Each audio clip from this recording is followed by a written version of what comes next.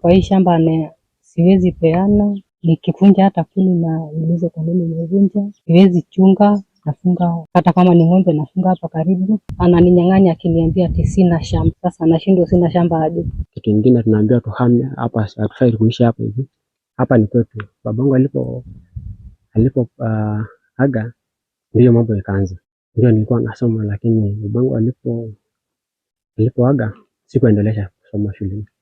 Anasema atatunyang'anya. Hatufai kuishi hapa.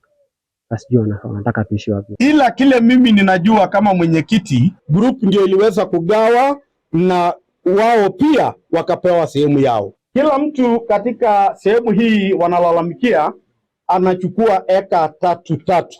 Kwa hivyo Esther ako na eka yake 3,